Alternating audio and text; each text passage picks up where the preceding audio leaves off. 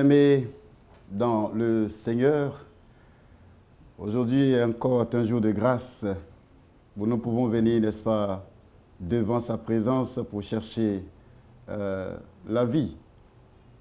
Parce que s'approcher de Jésus, c'est recevoir donc la vie. Vivre avec lui, c'est l'abondance totale. Et c'est cela qui me donne la joie, à moi personnellement, de faire, n'est-ce pas, connaître son nom.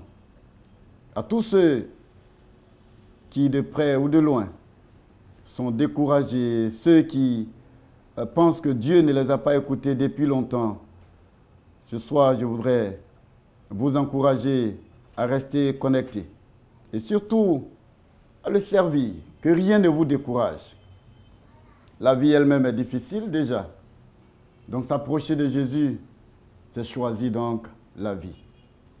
Il est toujours bon de faire son expérience avec Dieu.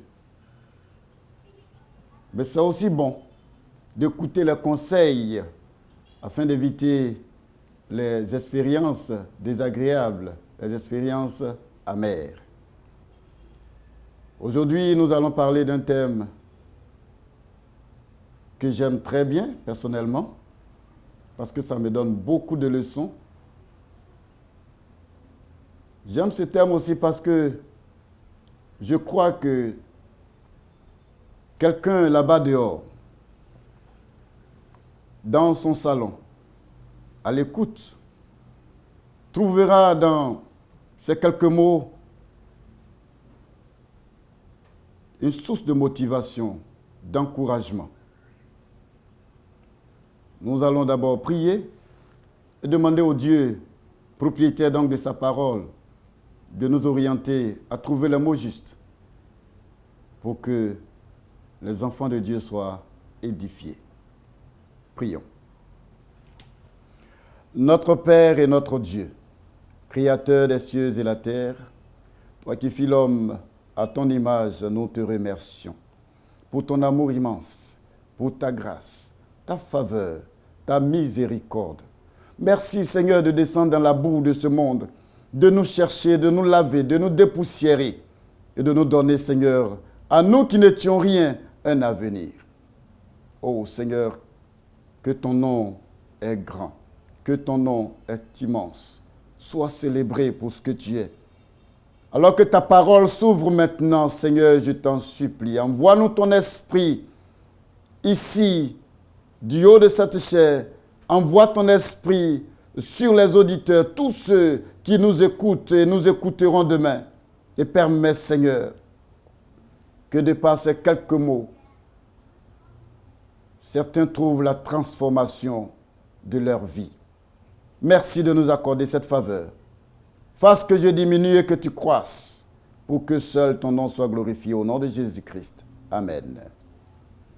La méditation d'aujourd'hui est tirée du livre de Luc, au chapitre 15, le verset 17. Jésus a donné là une série de paraboles. Et là, je voudrais que nous réfléchissions sur ces trois, paraboles que Jésus a données pour tirer des leçons de la vie.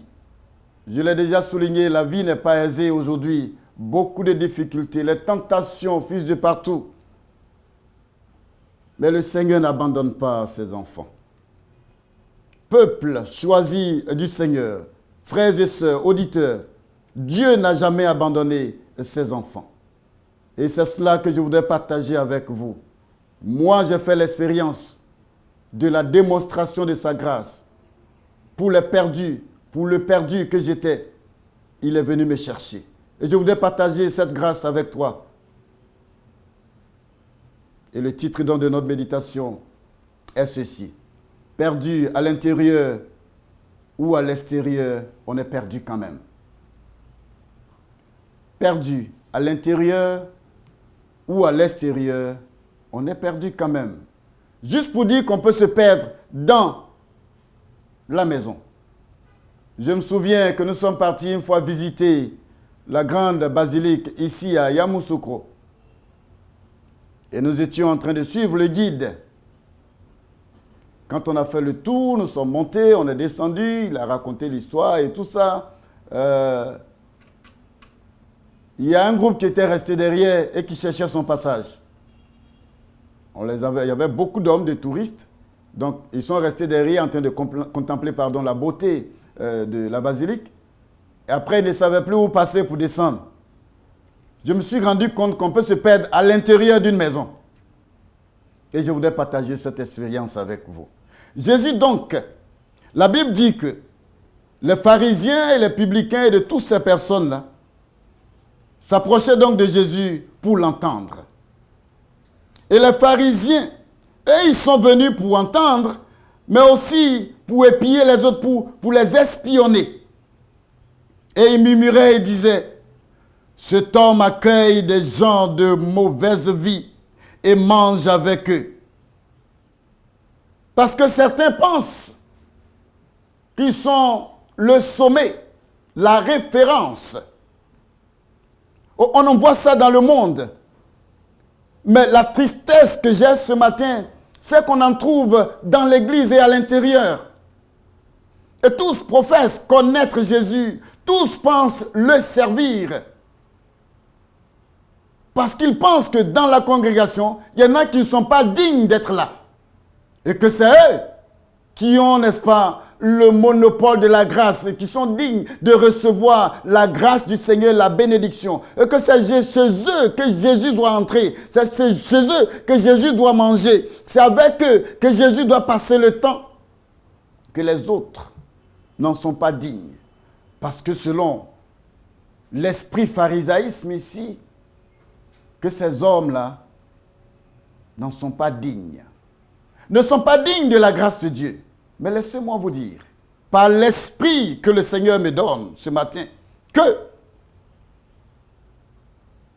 le Dieu du ciel, la Bible dit qu'il est descendu pour chercher ce qui était perdu.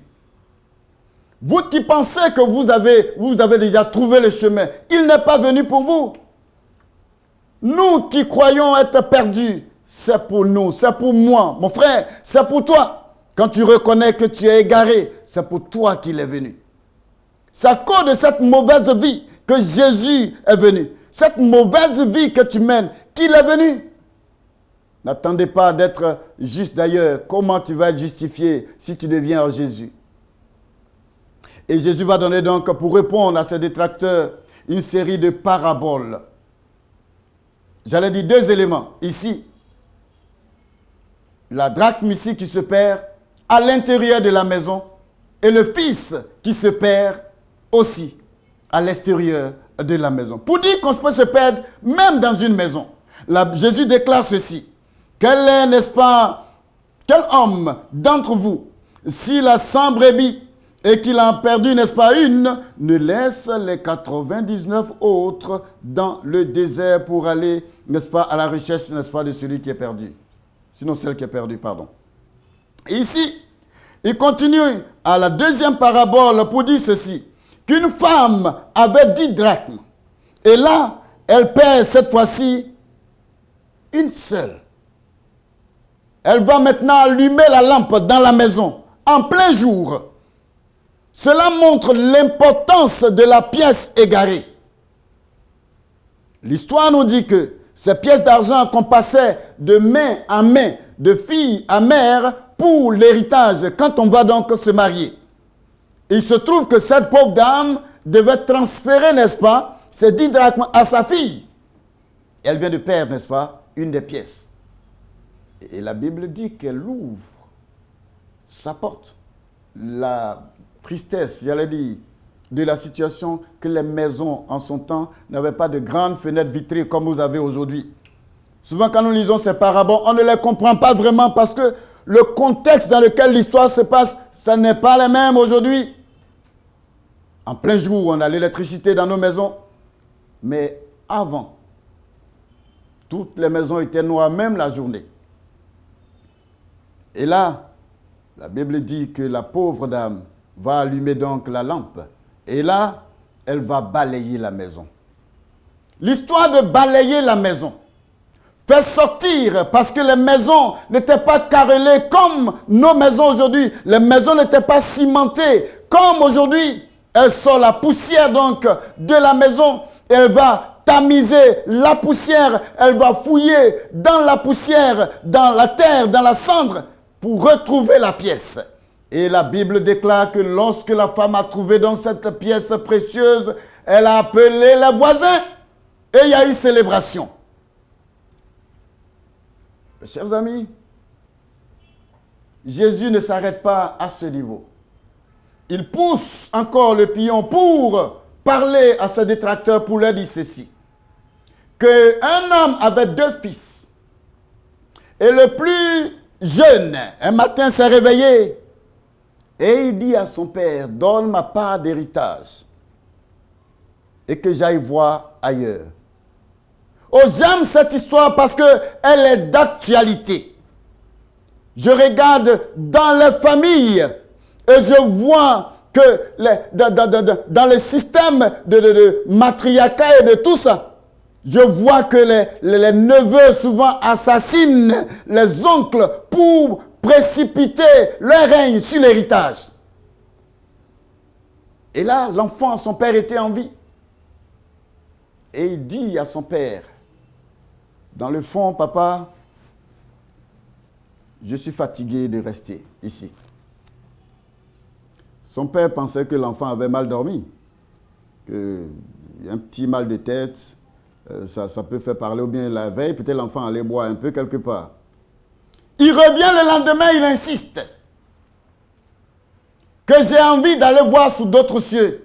J'ai appris de mes amis que là-bas, on fait les choses. Cette vie misérable que tu nous fais mener ici, les interdits, tu ne feras pas ci, on ne fait pas ci, il faut rentrer à 20 ans, je vais fermer ma porte. Je suis fatigué de rentrer, de rester ici. Je vais aller voir ailleurs.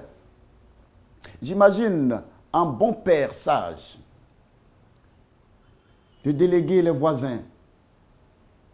Allez voir mon fils. Je crois que quelque chose ne va pas bien chez lui. Dites-lui de se calmer. Que tout ce qui est ici lui appartient.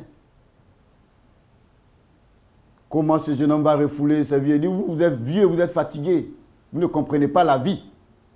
La vie, c'est ailleurs. Ici, je suis fatigué. La Bible déclare que le père va donc exaucer les vœux du garçon en lui donnant sa part d'héritage. Et il va prendre l'héritage pour s'en aller. Et alors, il va aller vivre. Mais est-ce qu'il va aller vivre loin de la maison de son père? Le garçon a pris sa part d'héritage. Il a dû vendre son lit. Il a vendu sa table à manger. Il a vendu ses cuillères. Il a libéré, n'est-ce pas, son drap. Il a vendu sa maison, sa part d'héritage. Il a vendu ses bœufs, ses moutons. Il a vendu, n'est-ce pas, sa plantation. Il a paqué l'argent dans sa poche. Il prend le chemin vers l'inconnu. Sur le conseil des amis. Je regarde dans les yeux de mon frère, de mon petit frère, de mon fils, de ma fille, de ma petite sœur ce matin. Et aujourd'hui, qui est sur le point de partir de la maison. Certains sont là, mais l'esprit est déjà parti. La pensée n'est plus à la maison parce qu'on est fatigué des restrictions de papa. Nous voulons faire comme le voisin, comme les enfants du voisin, comme les autres jeunes qui viennent à l'église. Nous voulons nous coiffer comme eux, nous habiller quand papa dit la jupe est trop courte. C'est 2 jours au moins qu'on ne parle pas à papa. On s'enferme dans la maison, on ne mange pas. Nous boudons tout le monde quand on nous fait des remarques dans la maison. L'enfant était fatigué. Il dit, je vais rentrer, je vais aller rester avec mes amis. Le père, peut-être qu'il a menacé de suicide. On ne sait pas, parce que c'est ce qui est dans l'esprit des jeunes gens aujourd'hui. Si tu ne fais pas, je vais me suicider. Et comme papa n'a pas envie de perdre son enfant, il a dit, oh, tu peux aller, va essayer. Il se retrouve, dit la Bible, avec tout l'argent.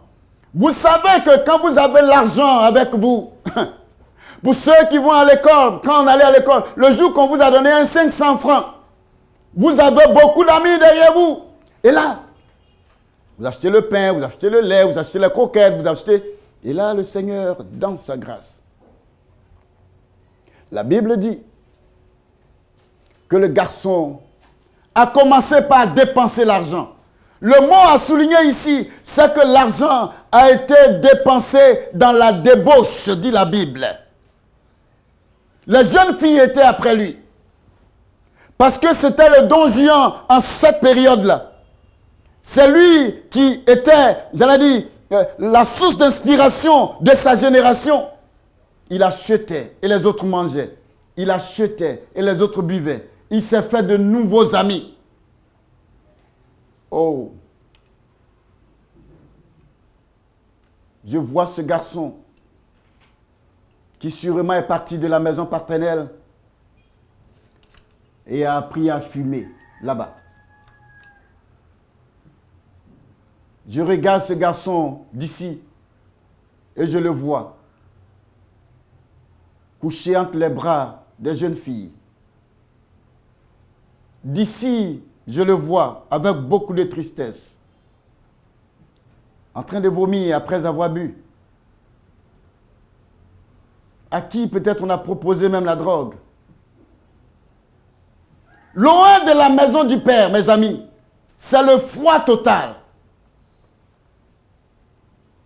Et la Bible dit que l'argent, malheureusement, est fini. La gestion de ce qu'on appelle argent, richesse aujourd'hui, est très, très, très capitale. Que vous soyez travailleur, que vous soyez homme d'affaires, que vous soyez... Ne mélangez pas le capital avec le bénéfice. L'argent est fini parce que l'enfant pensait que l'argent ne pouvait pas finir. Mais l'argent finit. Il a dépensé tout, selon la Bible, dans la débauche. Et maintenant, les amis ont commencé à diminuer, sinon ont commencé à disparaître. Parce que quand tu n'as rien, il ne faut pas nous fatiguer. Tu n'es plus de notre jet. Je ne vais pas dire le nom. Et c'est un groupe de richissisme, de jeunes riches, qui se retrouvent. Malheureusement, aujourd'hui, quand l'argent finit, les jeunes gens se mettent dans le broutage. Ils commencent à visiter les marabouts pour se maintenir, n'est-ce pas, dans le rang de ce groupe de jeunes riches. Si c'était aujourd'hui, en 2000, ici, dans les années 2000, ici, je suis convaincu que ce garçon se retrouverait chez les marabouts pour se préparer un canari, pour garder son rang dans le groupe. Mais pour sa génération, il a agi. La Bible dit que lorsque l'argent est fini, il est allé chercher du travail. Travail qu'il a refusé à la maison. Le travail qu'il a refusé à la maison aujourd'hui, il est en quête d'emploi. Il tape les portails et les portes, les bureaux et les fermes. Il cherche, n'est-ce pas, un endroit où quelqu'un pourrait lui donner un petit morceau de pain. Oh, la bonne nouvelle, alléluia, c'est que le garçon a trouvé du travail. Oh, dans la maison de son père, il y avait serviteurs et servantes. Le petit déjeuner était tous les jours à table pour lui, mais il était fatigué de cela. Il va trouver du travail. Un travail dans une ferme.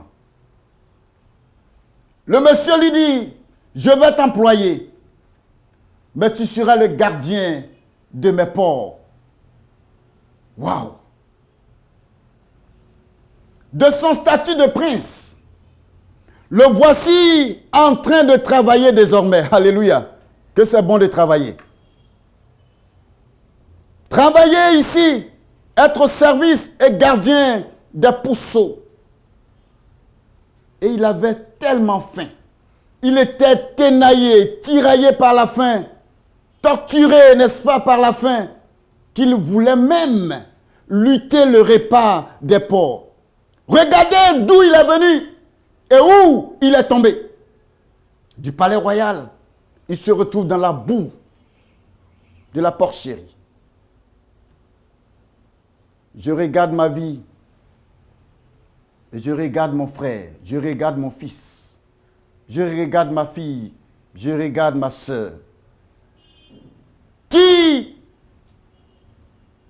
toutes ces personnes qui pensent qu'ils sont fatigués des restrictions même de l'église, que de ne pas aller en boîte, que de ne pas aller au maquis, que de ne pas fumer, que de ne pas se droguer, que de ne pas se prostituer, que de ne pas. Il arrive des fois où on est fatigué de ça. Nous voulons voir ailleurs. Beaucoup sont partis et ne sont plus jamais revenus. Et là, la Bible dit que le garçon, pendant qu'il faisait son travail de gardien et de pourceau, va entrer en lui-même. C'est là le tournant de notre méditation. Beaucoup sont partis. Des situations se sont présentées à eux. Certains ont eu des maladies dans la prostitution. Le Seigneur attend encore. D'autres sont devenus fous dans la folie, sous l'effet de la drogue, parce qu'ils n'ont pas voulu rester à l'intérieur. Et là, la Bible dit qu'il va entrer en lui-même. Il entre en lui-même. Il prend conscience, en un mot. L'Esprit de Dieu continue de faire son œuvre, de nous rappeler que nous sommes en train de nous égarer. Et Dieu est prêt à nous ramener sur le droit chemin. Et là, le garçon va se dire, mais qu'est-ce que je suis en train de faire de ma vie? Moi qui suis un prince et qui ai tout à la maison, me voici ici en train. Je vais retourner à la maison. Je retourne à la maison. Combien sont partis et qui ont compris qu'ils étaient en train de s'égarer et qui sont entrés en eux-mêmes, à qui l'Esprit de Dieu a parlé, mais qui n'ont jamais eu le courage de revenir. C'est à toi que je m'adresse. Il ne suffit pas d'entrer en soi-même. Avoir le courage de prendre la décision de revenir au Seigneur. C'est de ça qu'il s'agit. C'est de ça qu'il s'agit. Que de comprendre que nous sommes en train de mal faire. Parce que certains pensent, comme les pharisiens, qu'ils ne font jamais d'erreur. Mais le Seigneur a visité ce garçon. Et il prend la décision de revenir. Il prend la décision de revenir à la maison. J'imagine le jour où il allait dire au monsieur que monsieur, je ne veux plus travailler, je vais rentrer. Il va lui dire, mais toi, tu es un petit paresseux. Le jour où tu es arrivé ici, il savait que tu étais un petit paresseux. Mais le propriétaire de la ferme ne peut pas comprendre qu'il avait, n'est-ce pas, dans sa ferme, un prince égaré. Il a choisi donc de retourner à la maison paternelle. Il va prendre le chemin sans eau, sans nourriture. Il dit, ma destination aujourd'hui, c'est la maison de mon père. Je vais retourner à la maison, même si là-bas, je suis un esclave. Je préfère être un esclave dans la maison de mon père que d'être gardien des porcs. Et le garçon prend la résolution. Effectivement, il vient et il arrive à la maison. Oh, la bonne nouvelle, la Bible dit que le père avait l'assurance que cet enfant reviendrait un jour. Ainsi, sa posture était la même tous les jours. Regardant sur le chemin, espérant, priant que ce garçon revienne à la maison. Effectivement, l'enfant apparaît. Il vient confesser au Père que j'ai mal agi. J'ai péché contre toi et j'ai péché contre le ciel. S'il te plaît, reçois-moi. Je veux juste être là, travailler comme un serviteur. Un fils, ce n'est pas un boy, ce n'est pas un serviteur. Le Père lui a dit, il y a encore de la place ici dans cette maison pour toi. La chambre que tu as vendue, on peut t'en construire 1000 autres. Que c'est toi que nous voulons dans la maison. Les choses, l'argent que tu as gaspillé, ça n'est pas un problème. Et quand je vois la réaction du Père, je suis inquiet. Chers frères, chères sœurs, je m'inquiète pour moi-même. Parce que la réaction que le fils aîné a eue, je me sens souvent dans sa peau que de renvoyer ceux qui courent vers le Père. Quel est le rôle que tu joues dans cette église, dans cette communauté? Quel est le rôle que je joue ici? Suis-je une occasion de chute pour les autres, ceux qui pleurent et qui ne savent où donner de la tête et qui reviennent à Jésus?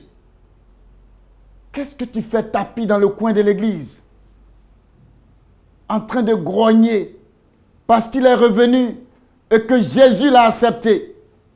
Pourquoi te plains-tu, mon frère? Pourquoi te plains-tu? As-tu payé leur salut? Un seul a versé son sang. Et pour toi, et pour ceux qui mouraient et qui reviennent à la maison. Ceux qui étaient égarés et qui reviennent à la maison.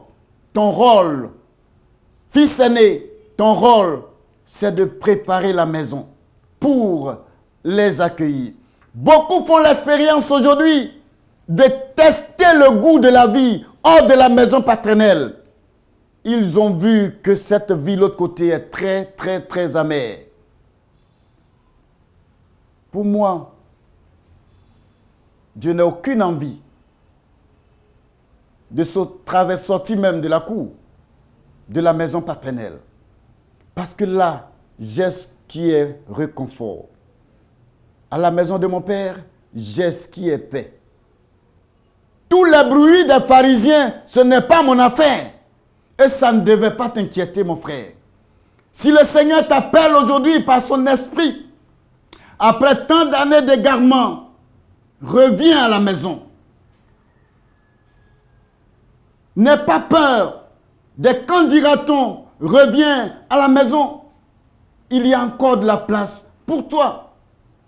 Parce que ceux que les gens qualifient des hommes de mauvaise vie, c'est pour eux que le Seigneur est venu donner sa vie. C'est pour eux qu'il est venu sur la croix. Il savait qu'il y avait des bons et des méchants. Mais il a choisi ton camp. Il a choisi de demeurer avec toi. Reviens. Ses bras sont toujours tendus pour t'accueillir. Aujourd'hui encore, si tu entends sa voix, n'endurcis pas ton cœur. Que sa grâce soit sur vous. Prions.